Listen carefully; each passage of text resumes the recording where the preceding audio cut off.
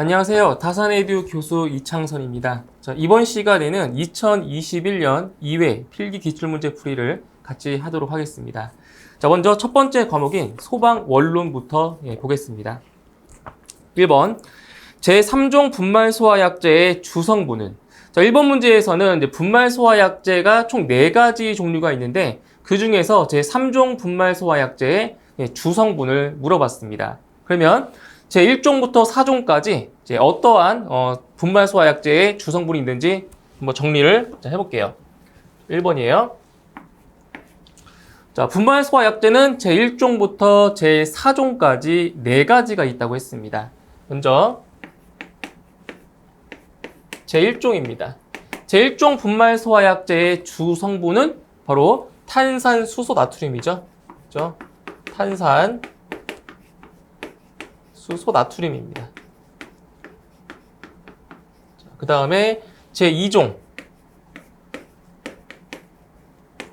분말소화약제의 주성분은 탄산수소 칼륨이죠. 그렇죠? 예, 탄산수소 칼륨.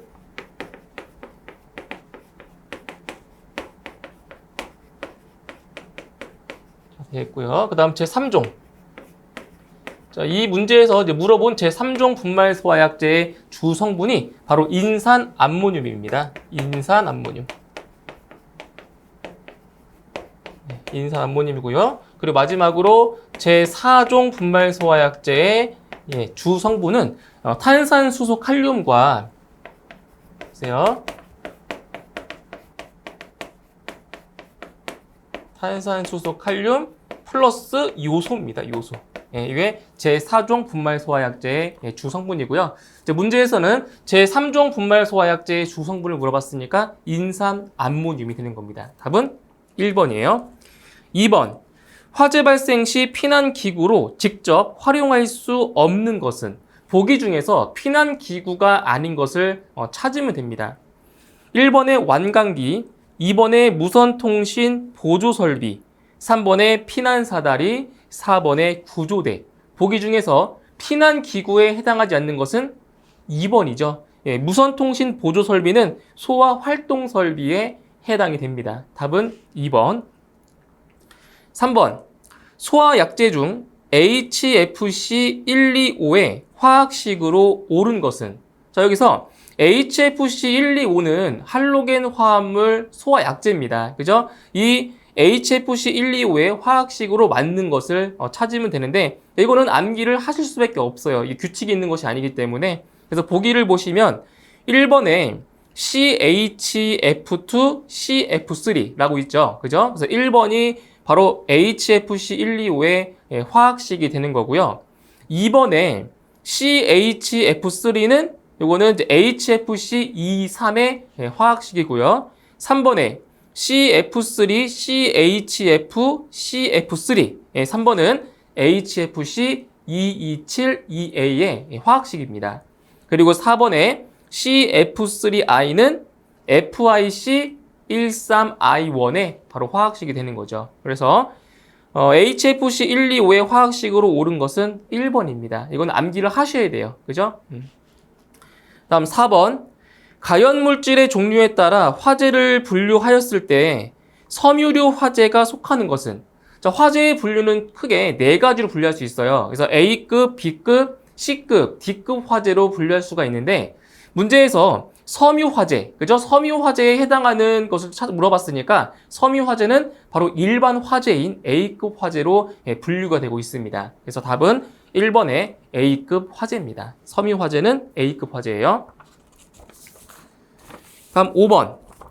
위험물 안전관리 법령상 제6류 위험물을 수납하는 운반용기의 외부에 주의사항을 표시해야 할 경우 어떤 내용을 표시해야 하는가? 자, 보세요. 위험물 같은 경우는 크게 6가지로 분류할 수 있습니다. 제1류 위험물부터 제6류 위험물까지 분류할 수가 있는데, 제6류 위험물의 성질은 바로 산화성 액체죠. 그죠?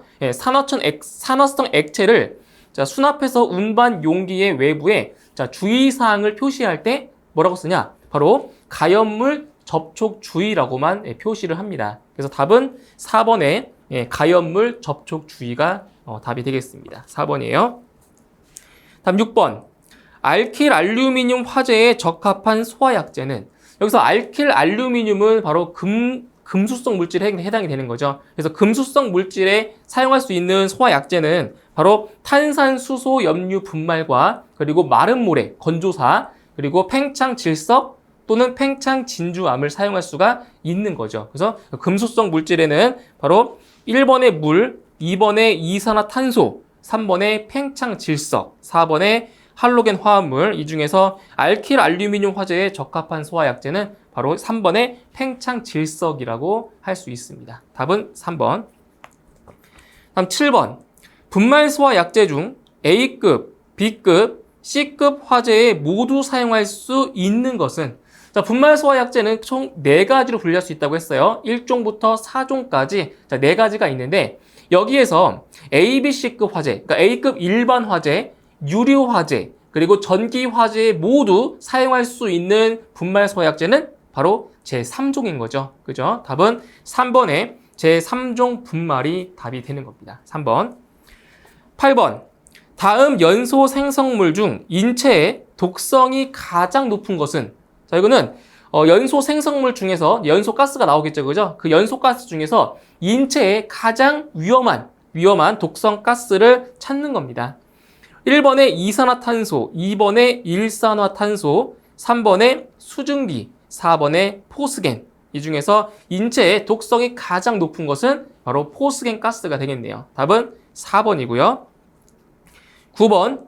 내화 건축물과 비교한 목조 건축물 화재의 일반적인 특징을 옳게 나타낸 것은, 이거는 2가지를 좀 비교하시면 돼요. 보세요. 이제 목조 건축물과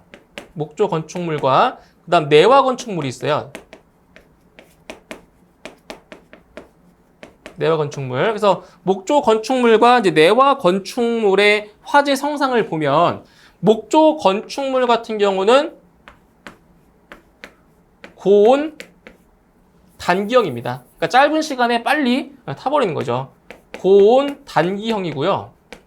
반대로 내화 건축물 같은 경우는 화재의 내성이 있는 거예요. 그래서 내화 건축물은 저온 장기형이죠. 저온 장기형, 뭐 장시간형, 단시간형 똑같은 말이에요. 그래서 문제에서는 목조 건축물의 화재 성상을 물어봤으니까 바로 고온 단기형 또는 고온 단시간형이라고 답을 하시면 되는 거죠. 답은 1번입니다.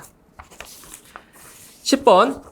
정전기에 의한 발화 과정으로 옳은 것은, 자, 이것도 시험에 자주 나왔던 건데, 자, 4가지의 크게 4가지로 단계로 되어 있어요. 정전기에 의한 발화 과정, 그죠? 그래서 이거는 보세요. 정전기 첫 번째로 뭐가 되냐? 첫 번째로 전하가 발생이 돼야 되겠죠, 그죠? 첫 번째로 전하가 발생이 돼야 돼요. 그럼 전하가 발생이 되면 이 발생된 전하가 어떻게 돼요? 축적이죠, 축적. 쌓여 있는 거죠. 쌓여야 돼요. 그래서 전하의 축적. 전하가 축적이 돼야 돼요. 쌓여 있어야 돼요. 그 다음에 방전. 전하가 방전이 되고, 이제 마지막으로 바로 발화. 그죠? 불이 붙는 거예요. 발화가 되는 거죠.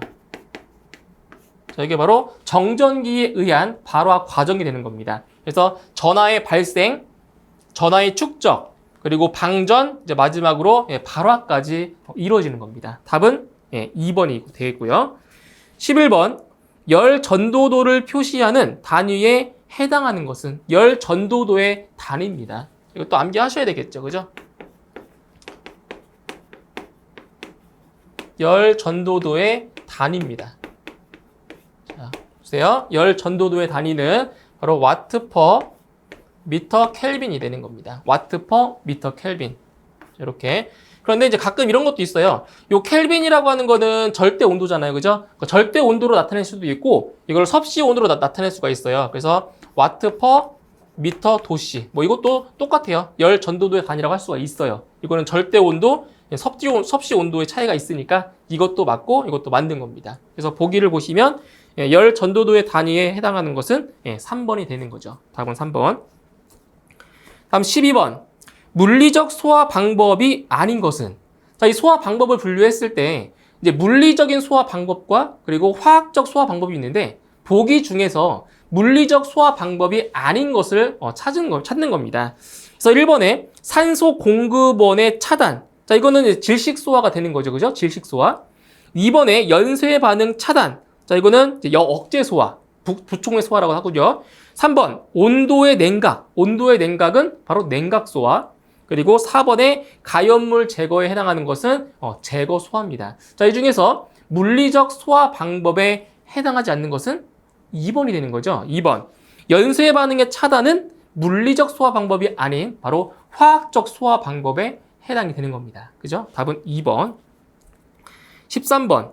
이산화탄소 소화기의 일반적인 성질에서 단점이 아닌 것은? 자, 1번. 밀폐된 공간에서 사용 시 질식의 위험성이 있다. 그죠? 이산화탄소는 질식의 우려가 있기 때문에 사람이 있는 곳에 방사하면 안 되는 거죠. 2번. 인체에 직접 방출 시 동상의 위험성이 있다. 그죠? 이건 상당히 온도가 낮기 때문에 낮아요. 그래서 액화됐을 때 온도가 낮기 때문에 이거는 동상의 위험성이 있습니다. 조심하셔야 되고요. 3번. 소화약제의 방사 시 소음이 크다. 예, 소음이 상당히 커요. 그죠? 다음 4번. 전기가 잘 통하기 때문에 전기 설비에 사용할 수 없다. 틀렸죠? 이산화탄소는 전기가 잘 통하지 않기 때문에 전기 화재에 사용할 수가 있습니다. 있어요. 4번이 잘못된 내용이 되겠네요. 답은 4번. 14번. 위험물 안전관리 법령상 위험물에 대한 설명으로 옳은 것은? 1번. 과염소사는 위험물이 아니다. 틀렸죠? 과염소사는 산화성 액체로 제6류 위험물에 해당됩니다. 1번 틀렸고요. 2번. 황리는 제2류 위험물이다. 틀렸죠? 황리는 제3류 위험물에 속합니다. 틀렸고요. 3번. 황화린의 지정수량은 100kg이다. 이게 맞습니다. 지정수량도 암기를 하셔야 돼요. 이게 소방관계법규에도 지정수량에 대한 문제가 나오기 때문에 지정수량은 암기를 하셔야 됩니다. 3번 맞고요. 4번. 산화성 고체는 제6류 위험물의 성질이다. 아니죠? 산화성 고체는 제1류 위험물의 성질입니다. 그래서 옳게 설명된 것은 3번만 맞네요. 3번이에요. 다음 15번. 탄화칼슘이 물과 반응할 때 발생되는 기체는? 자, 이 문제도 자주 나왔던 겁니다. 암기를 하셔도 되고요. 그리고 화학 반응식을 좀 이해를 하시면 답은 쉽게 구할 수 있습니다. 자, 여기서 화학 반응식을 한번 볼게요. 지금 물과 뭐랑 반응한 거냐면 탄화칼슘이 물과 반응했을 때입니다. 그때 발생하는 가스를 찾는 거예요. 그래서 탄화칼슘 CaC2죠. 그죠? 탄화칼슘과 물이 섞였습니다. 물이 반응한 거예요. H2O. 자, 물이죠. 그래서 탄화칼슘과 물이 만나면 자, 뭐가 만들어지냐? 바로 수산화칼슘이 만들어지고요. CaOH2죠. 예, 수산화칼슘과 그리고 여기에 바로 가연성 가스인 바로 C2H2 이게 발생하는 거예요. 이게 뭐냐? 이게 바로 아세틸렌 가스입니다. 그리고 몰수를 맞춰주시면 여기가 2몰이 되는 거죠. 그죠? 그래서 탄화칼슘이 물과 반응하면 자 뭐가 발생한다? 바로 아세틸렌 가스가 발생을 하는 겁니다. 아세틸렌 가스예요. 답은 2번. 16번. 다음 중 증기 비중이 가장 큰 것은? 자, 보기를 보시면 지금 할론 소화약제가 나와 있어요. 그죠? 그 할론 소화약제 4가지 중에서 증기 비중이 가장 큰 것을 찾는 겁니다. 그러면은 증기 비중을 구하는 공식을 또 아셔야 돼요. 그죠? 자, 증기 비중은 29. 요 29라고 하는 거는 공기의 평균 분자량이죠. 그죠? 공기의 평균 분자량분의 요거는 이제 분자량입니다. 어떤 물질의 분자량이 되겠죠? 분자량. 그럼 생각을 해보세요. 이 문제에서는 증기 비중을 일일이 구할 필요가 있다 없다? 없는 거예요. 왜냐면 보세요. 증기 비중이 크려면 뭐가 커야 되는 거예요? 지금 이 29라는 값은 일정하잖아요. 그러니까 분자량이 크면 클수록 증기 비중도 크겠죠. 맞죠? 그래서 보기 중에서 분자량이 가장 큰 것만 찾으시면 됩니다. 굳이 증기 비중까지 안 구하셔도 됩니다. 아시겠죠? 자, 그러면 첫 번째 1번. 1번에 어떤 물질이냐? 할론 1301이에요. 근데 이게 할론 1301인데 이 분자식을 모르잖아요? 그러면 분자량도 구할 수가 없어요. 그죠? 그래서 이 분자식까지 암기를 하셔야 됩니다. 화학식. 그래서 할론 1301은 뭐예요? 1301. 1301만 쓸게요. 할론 1301은 이 앞에 있는 이 숫자 있죠? 숫자. 이 숫자가 단서입니다. 단서. 그래서 이 숫자를 보시면 CF3, CF3, 요 마지막에 있는 것이 Br입니다. 이렇게. 그러니까 여기 하나, 셋, 0, 하나. 그래서 탄소 하나, 그죠? 그리고 불소 3개, 그 다음에 브롬 하나. 이렇게. 염소가 없다는 거죠. 0. 0이라는 것은. 그래서 CF3Br. 이게 화학식이 되는 거예요. 그런 다음에 이 화학식도 이제 아셔야 되지만 이 원자량까지도 암기하셔야 됩니다. 원자량. 자, 보세요. 원자량이에요. 원자량. 먼저 탄소는 원자량이 12가 되고요. 12가 되고요. 그다음 불소. 자, 불소가 19입니다. 불소가 19. 그다음 염소의 원자량은 35.5 정도가 되고요. 35.5. 그다음에 브롬의 원자량이 바로 80. 커요. 그죠? 80. 자, 이렇게 원자량을 알고 계셔야 분자량을 구할 수가 있다라는 거죠. 그죠? 그러면 구해볼게요. 할론 1301은 탄소가 하나니까 하나 12 플러스 그 다음 불소가 3개죠. 3개? 3개니까 여기 19 곱하기 3을 하시면 돼요. 그죠? 3개니까. 그 다음 브롬이 하나예요. 브롬 하나 더하기 80. 자, 이렇게 해주면 할론 1301의 분자량은 149가 됩니다. 149. 이렇게 돼요. 응? 다음 2번. 2번은 할론 240이죠. 할론 240이. 240이. 이것도 앞에 있는 숫자를 보고 화학식을 만들어도 돼요. C2, F4, 0이니까 염소가 없다는 거예요. 그 다음에 Br2가 됩니다. 이렇게. 그죠? C2, F4, Br2. 이제 여기서 이제 분자량도 구할 수 있죠. 탄소가 2개죠. 2개니까 12 곱하기 2가 되고요. 플러스 불소가 4개예요. 그럼 19 곱하기 4. 19 곱하기 4 더하기 브롬은 80이니까 80 곱하기 2가 됩니다. 그죠? 그럼 이 답은 260 정도가 나오네요. 260. 그죠? 이 정도 나와요. 그 다음에 3번. 3번은 할론 1211입니다. 1211. 1211은 여기도 숫자 따시면 돼요. C, F2, CL, BR 이렇게 1211. 그죠? 암기하기 편하죠? 1211. 자, 이제 분자량을 이제 구해보면 지금 탄소가 하나죠. 탄소 하나니까 12 플러스 불소가 2개니까 얼마예요? 불소는 19 곱하기 2가 되고요. 그다음 염소 35.5 그리고 브롬이 80입니다. 80. 예. 계산해 주시면 이것은 165.5가 되네요. 165.5 이렇게 돼요. 그죠? 이제 마지막 4번. 네 번째는 할론 104입니다. 할론 104. 할론 104. 자, 이거는 1040이라고 생각하시면 돼요. 1040. 그러면 CCl4가 되는 겁니다. 화학식은. 네? 1040으로 생각하시면 돼요. 그래서 CCl4. 그럼 이제 탄소니까 12 플러스 염소는 35.5죠. 35.5 곱하기 4. 자, 이렇게 해서 계산을 하시면 이 값은 154 정도가 나옵니다. 154. 그럼 보기 중에서 분자량이 가장 큰 것은 여기 있네요. 할론 240이죠.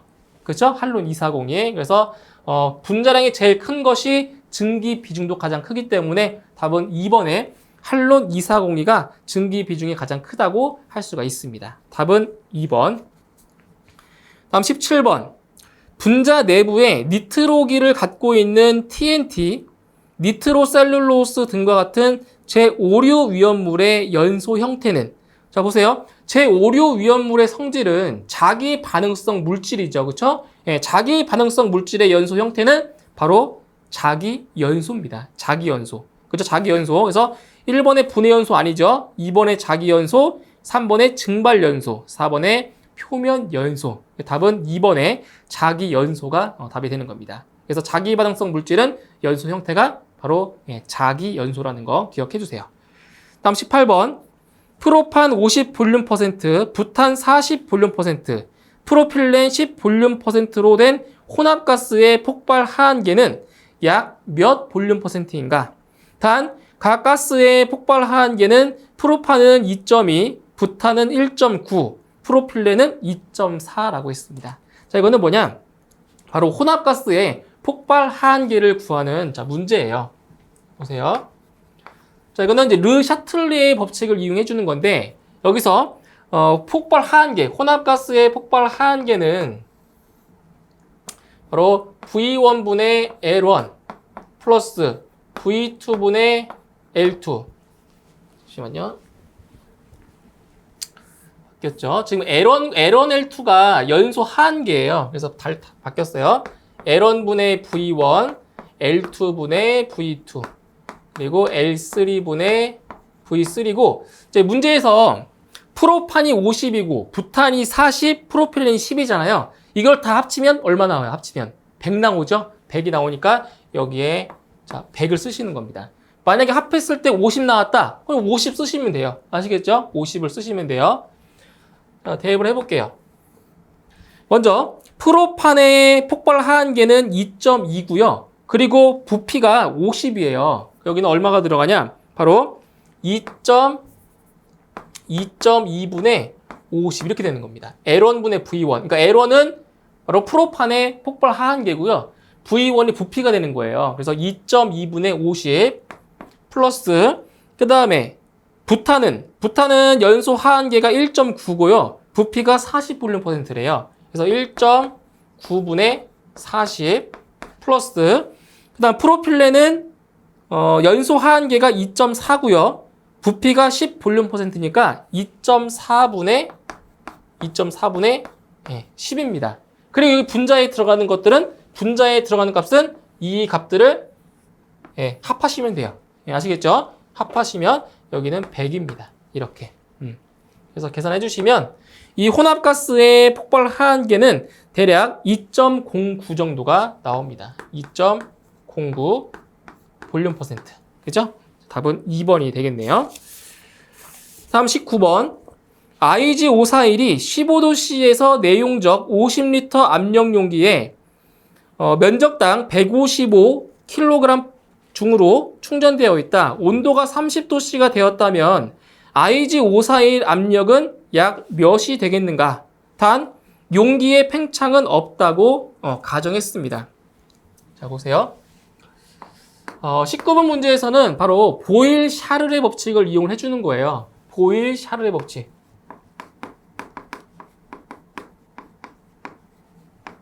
보일-샤를의 법칙을 이용을 해줍니다. 그래서 보일-샤를의 법칙은 뭐냐? T1분의 P1 곱하기 V1은 T2분의 P2 곱하기 V2가 되는 거죠. 그죠? 보일-샤를의 법칙인데 문제의 조건에서 용기의 팽창은 없다고 가정했죠. 용기의 팽창이 없대요. 그럼 팽창이 없다는 건 뭐예요? 부피가 일정하다는 거죠. 그렇죠?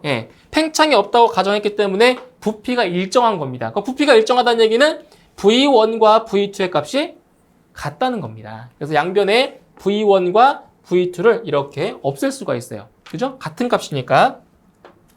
그럼 이 식에서 이제 문제 뭐를 구하는 거냐면은 온도를 변화시켰을 때 그때의 압력을 구하는 거예요. 그래서 P2의 값을 구하는 거니까 P2는 P1 곱하기 T1분의 T2가 됩니다. 이 식을 변형을 시킨 거예요. 변형. 그래서 P2는 P1 곱하기 T1분의 T2 이러한 값이 나오게 되는 거죠. 자, 대입해 볼게요. 자, 지금 보세요. 15도씨에서의 압력 용기의 압력이 얼마라고 했어요? 155라고 했죠? 그죠? 155 kg 중 제곱센티미터. 라고 했어요. 그죠? P1의 값이. 곱하기 여기서 T1은 절대 온도죠. 몇 도에서? 15도씨에서. 그러면 273 플러스 15 켈빈이 돼요. 그죠? 그 다음에 T2는 지금 몇 도라고 했어요? 30도가 되었을 때, 온도가 30도가 되었을 때의 그 용기 압력을 구하는 거잖아요. 그래서 여기는 273 플러스 30의 켈빈입니다. 이렇게. 예, 절대 온도로 대입하셔야 되는 거예요. 섭씨 온도가 아니라 절대 온도. 자, 이렇게 해서 예, 계산을 해주시면 용기의 압력은 대략 163 정도가 되네요. 163 kg 중 제곱센티미터. 이렇게 됩니다. 그죠? 답은 3번에 있습니다. 20번. 조연성 가스에 해당하는 것은, 자, 조연성 가스라고 하는 거는 뭐예요? 연소를 도와주는 가스를 말하는 거죠. 연소가 잘 되게끔 도와주는 가스예요. 자, 1번에 수소, 2번에 일산화탄소, 3번에 산소, 4번에 에탄. 자, 보기 중에서 수소와 일산화탄소, 에탄은 바로 가연성 가스에 해당이 되고요. 3번의 산소가 바로 연소를 도와주는 가스, 즉 지연성 가스, 조연성 가스가 되는 겁니다. 이렇게 해서 답은 3번의 산소가 답이 되겠습니다.